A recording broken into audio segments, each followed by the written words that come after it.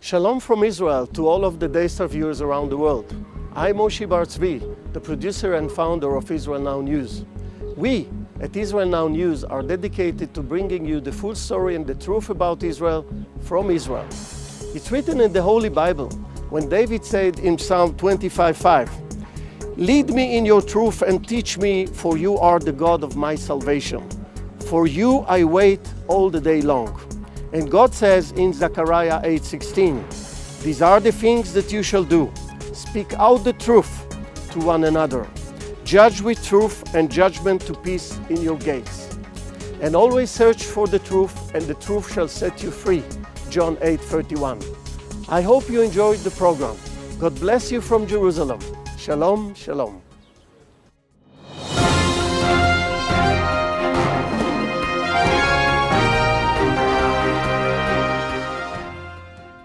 Welcome to Israel Now News. I'm Yochanan El-Rom. And I'm Erin Viner.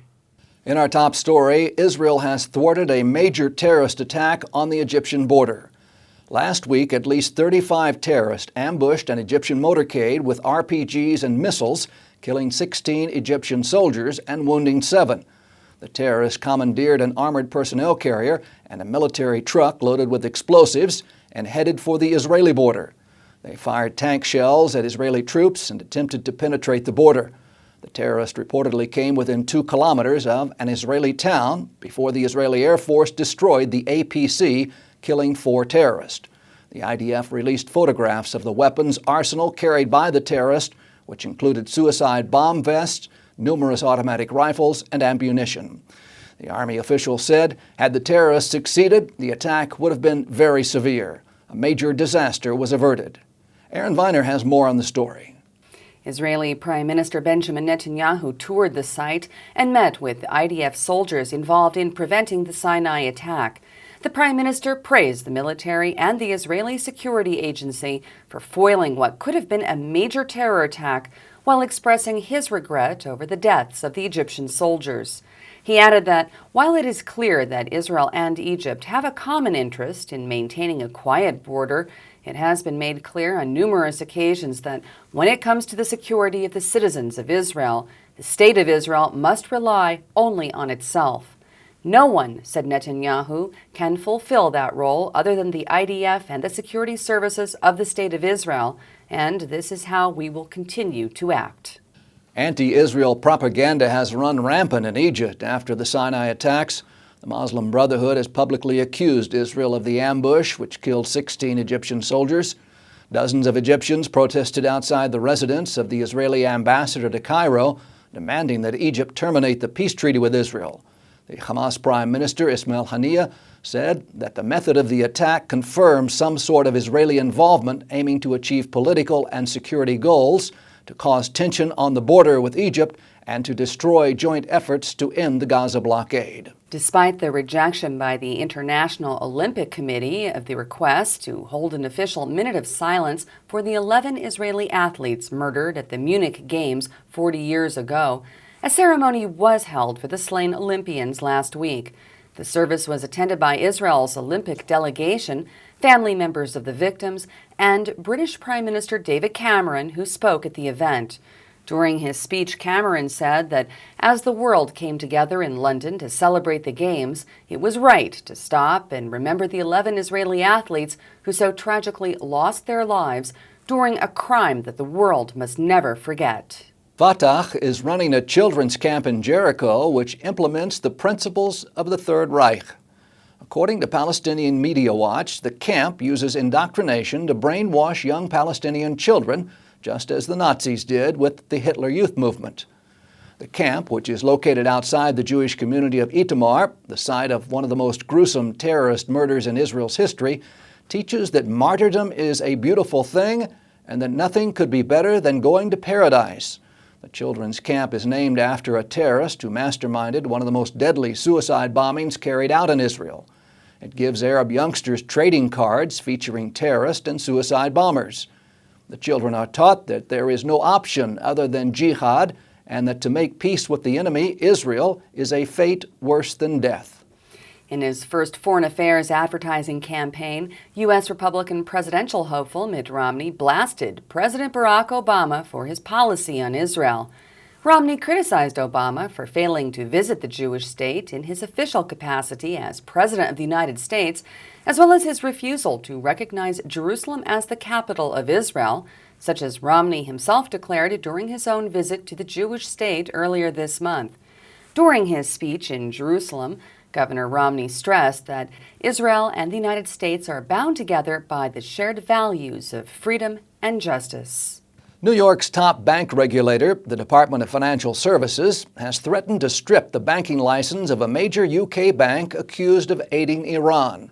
DFS claims that Standard Chartered Bank conspired with the Iranian government to hide more than 60,000 transactions, which generated hundreds of millions of dollars for the hardline Islamic Republic over the last 10 years. In a statement, DFS said that by concealing the source of the transactions from law enforcement, Standard Chartered Bank exposed the U.S. banking system to terrorist and other corrupt states. According to the New York bank regulator, the loss of a New York banking license would devastate the foreign bank's ability to operate in the international market.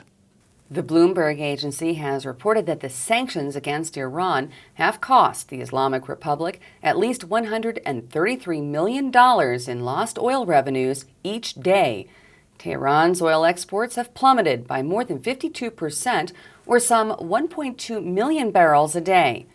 Nevertheless, while the economic sanctions have made an impact on the Iranian economy, the nuclear program has not been hindered by the heightened sanctions against its banks and oil exports.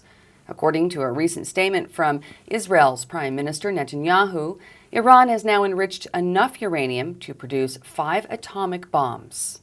The Romanian Jewish community is upset over the appointment of Dan Sova to the Romanian parliament. Sova stated last year that no Jews suffered on Romanian territory during the Second World War. He said that only 24 Jews had died as a result of the Lassi pogrom, which claimed the lives of more than 15,000 Romanian Jews. He was dismissed from his position as spokesman of the Social Democratic Party after the comments and was publicly accused of being a Holocaust denier. Members of the Romanian parliament said Sova is unsuitable for the job and that they are considering holding a protest of his appointment to parliament. Syria's prime minister has officially defected to Jordan. Riyad Hijab fled with his family, denouncing what he called the murderous terrorist regime of Syrian President Bashar al-Assad, saying that he would now join the Holy Revolution against the regime. In a statement to Al Jazeera, Hijab said that his defection was planned for more than 2 months and that it was carried out to direct a blow at the Syrian regime from within. 3 other government ministers from Assad's cabinet are also reported to have defected along with Hijab. According to a report by the Bloomberg news agency, Israel has enough natural gas to last at least 1.5 centuries. The report states that exploration companies have discovered enough natural gas off the coast of Haifa to supply Israel's domestic needs for 150 years or more. The report said that according to today's trade rate in the United Kingdom, the gas would be worth about $240 billion. That's equal to Israel's total annual output. The Scientists magazine has rated Hebrew University of Jerusalem as one of the world's 2 best universities to work at outside of the United States, and it was also ranked as the 9th best university to work at worldwide. Hebrew University President Menachem Ben Sasson said that the honor demonstrates that a pleasant working environment can also be the source of outstanding academic achievements, and that it is because of the sense of partnership and responsibility shared by the entire staff that Hebrew University has consistently been considered as a leading institution of higher education. Ben Sasson offered his congratulations to each of his colleagues upon the recognition of their achievements from both Israel and the international community. The Jerusalem municipality has announced plans to build an 80 million shekel aquarium at the Biblical Zoo. This will be Israel's largest aquarium, holding up to 2 million cubic meters of seawater. Jerusalem Mayor Nir Barkat said the enormous underwater park will be a unique experience and attraction for visitors, tourists, and researchers from Israel and around the world. The aquarium, which is expected to open in the year 2015, will be built on a 6,000 square meter campus next to the Biblical Zoo. It will house sharks, stingrays, sea turtles, and coral reefs. There will be exhibits dedicated to the seas surrounding Israel, and it will focus on Israel's natural marine habitats in order to encourage conservation and the study of Israel's rapidly diminishing marine life.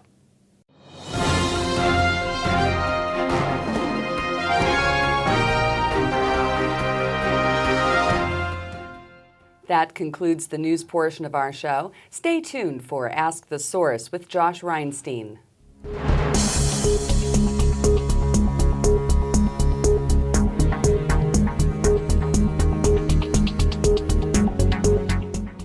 Hello and welcome to Ask the Source. I'm your host, Josh Reinstein, and we're here on a beautiful day in Jerusalem on our rooftop studio.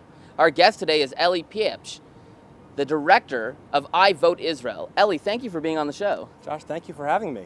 Eli, tell our viewers a little bit about what is I Vote Israel. Well, I Vote Israel is a national campaign here in Israel to try to get American citizens to vote in the upcoming U.S. elections. And frankly, this is very important for expats all over the world, not just in Israel, but they all should be trying to vote when they go to the polls in their various countries. They should be going and thinking about Israel when they go to the polls. One of the major issues that we've been coming across in our campaign is that there are some Americans here who figure they've lived in America, now they live in Israel. Their focus is exclusively on Israel and to the exclusion of everything else. And that is a very problematic concept because, as we know, certainly when it comes to America, so much American policy has a very, very direct impact on Americans in Israel.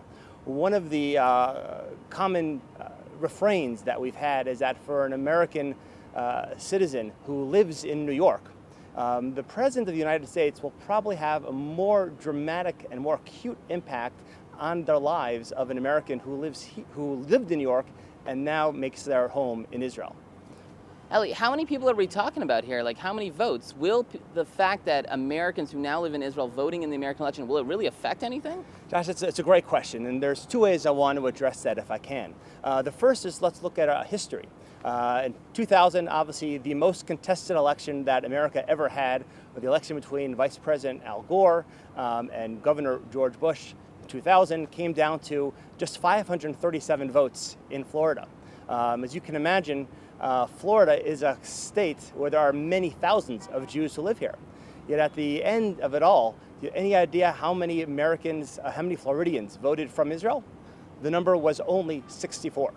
And if a few thousand Americans had taken their right to vote and to participate in the elections, either they could have turned the tables and Al Gore could have been president, or they could have voted in much heavier numbers for Governor Bush, and the election would not have been nearly as contested as it was for a few months thereby after the election. But that's only one example, and no one knows how close a given election can be. The other, and I would say the primary push of our campaign, is to demonstrate that there are a significant amount more Americans voting in 2012 than voted in 2008. The reason why that's consequential is that over the course of a campaign, influentials, elected officials are always looking for indications, some real data where they could determine what is the mood of the electorate, what is happening. And if we could demonstrate that a significant amount, twice, three times as many Americans are voting in 2012 than 2008, what does that mean? It means that Americans in Israel feel impacted, feel defensive, feel vulnerable by a lot of the issues that the president or the administration or the U.S. government was having an impact on Israel, and therefore they're responding by voting. And if politicians and people who make decisions when it comes to campaigns hear about this before the campaign is over, and this information will become available in September, about 2 months before the election, that will have a very significant impact, and not just on those influentials. It'll have an impact on the Jewish community in America, in the greater pro-Israel community in America, and it could have a much more significant impact than an extra 30 or 40,000 votes coming from Israel. Some will say, and it's widely accepted, that President Obama is one of the most critical presidents to Israel in the history of the American presidency. Yet 80% of Jews voted for Obama in the last election. Can't you argue that more Jews voting in Israel would not necessarily advance the rights of Israel when it comes to the American politics?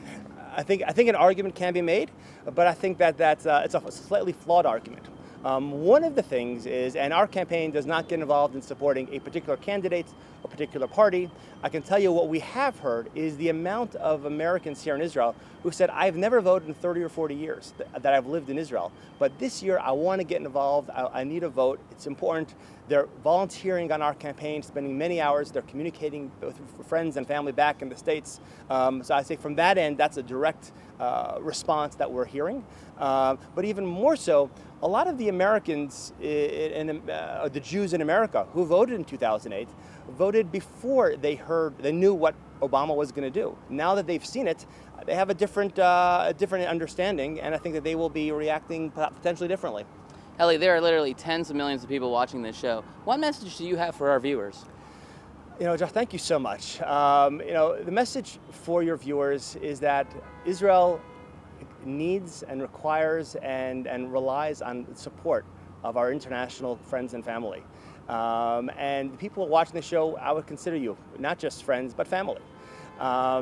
We need you in many ways, connecting with people in your community, but also when you have a chance to impact public policy, take the opportunities to do so. Keep Israel in mind, and with that, God will bless hopefully all of us and keep Israel safe and strong. Thank you, Eli, for being on the show. And thank you for tuning in to Ask the Source. I'm your host, Josh Reinstein. Now back to the studio.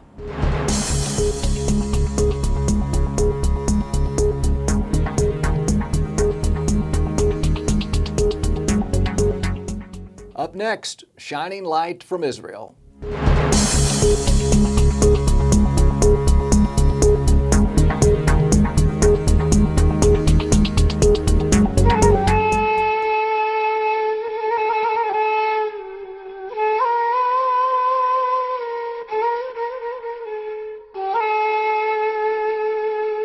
I was 16 and a half.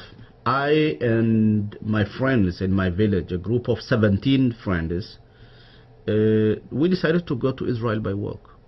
No shoes, no food, just we believe by God.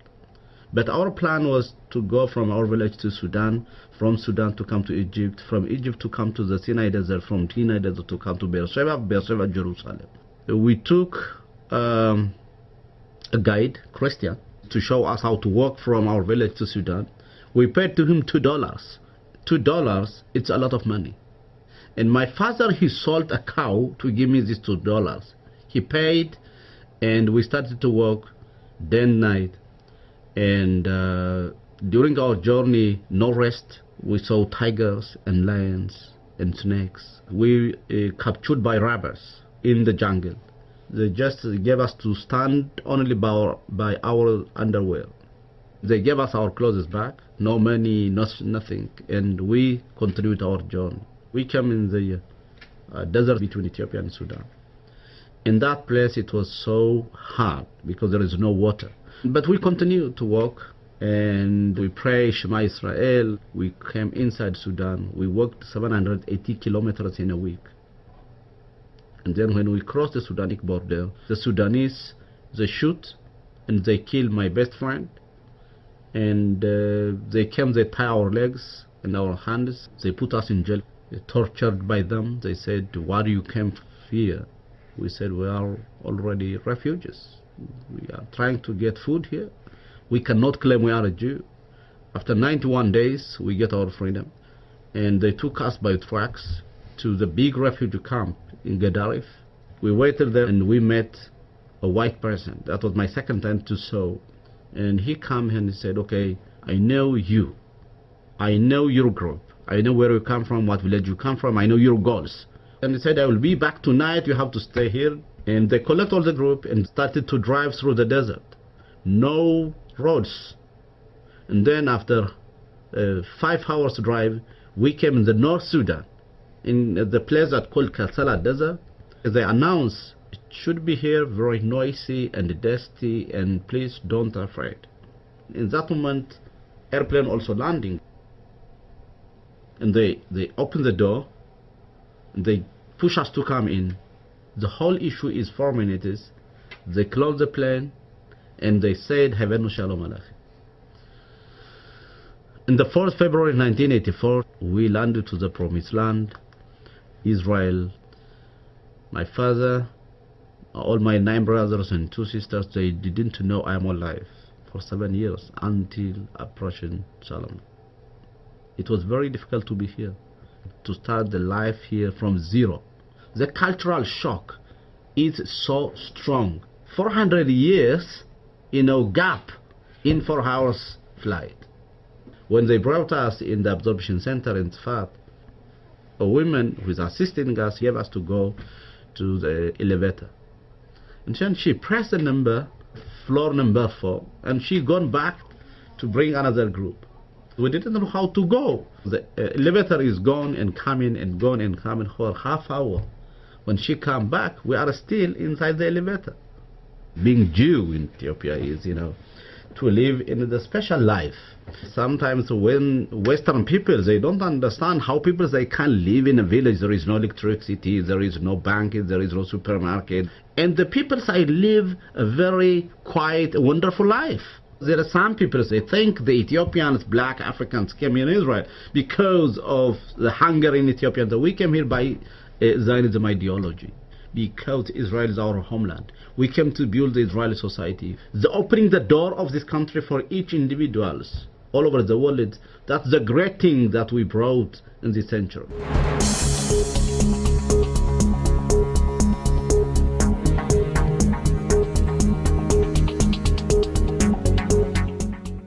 Please stay tuned for the ICEJ report from the International Christian Embassy in Jerusalem.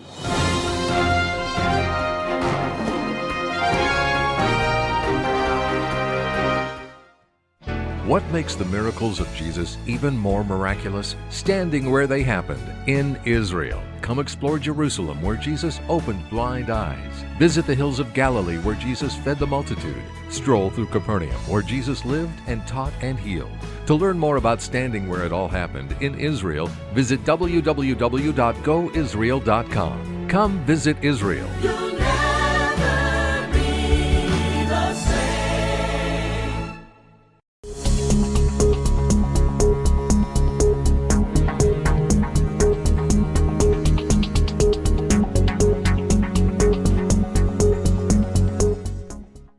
Have you ever wondered what happened to the lost 10 tribes of Israel? This is a question that has challenged Bible scholars and historians for centuries. Now, the Bible does tell us that as the Assyrian Empire came against the northern 10 tribes some 2,700 years ago, that there were members of the northern tribes who heeded the warnings of the prophets, and they fled south to Jerusalem and to the kingdom of Judea.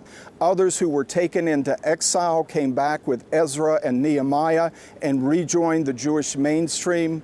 And so we can say with confidence that the Jewish people we have with us today contain significant remnants of all 12 tribes. Yet there were many from the northern 10 tribes who were indeed lost to history, and the search for them goes on to this day. Now, the body that has the final say in determining who truly has Jewish ancestry are the chief rabbis of Israel, who sit here in the great synagogue in Jerusalem.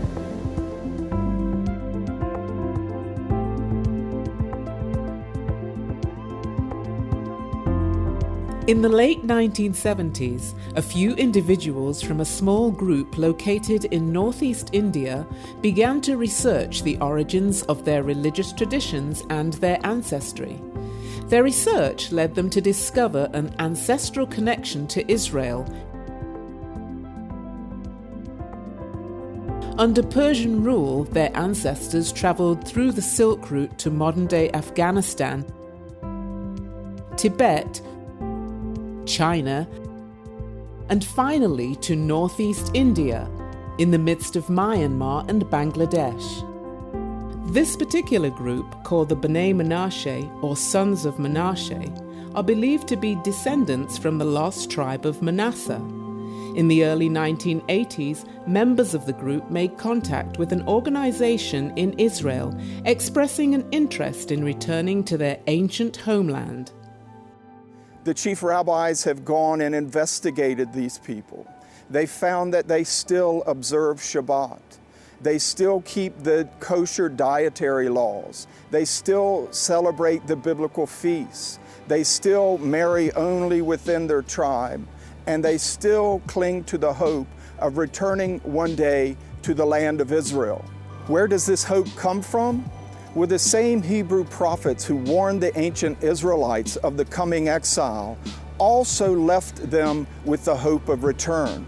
The prophet Isaiah, for instance, in chapter 43, says, "Fear not, for I am with you, and I will bring your descendants from the east and gather you from the west. I will say to the north, give them up, and to the south, do not hold them back. I will bring your sons from afar, and your daughters from the ends of the earth."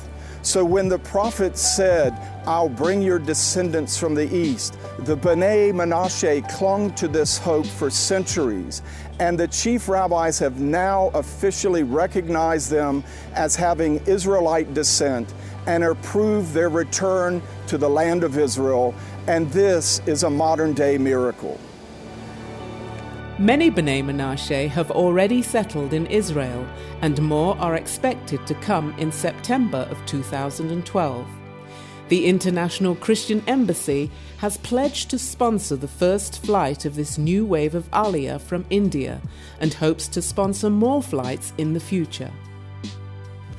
The return of the Bnei Menashe, the sons of Menashe, to the land of Israel is one of the most exciting developments of our days.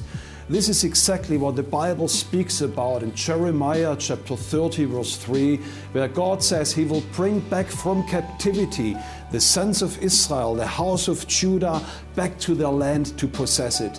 And we want to invite you to become part of this exciting end-time prophetic action of God and to place a financial seed into God's return of the chosen people to the land of Israel. Become a partner of the Christian Embassy and help us to bring the Bnei Menashe, the sons of Menashe, back to the land of Israel. We are your embassy here in Jerusalem. May the Lord bless you out of Zion.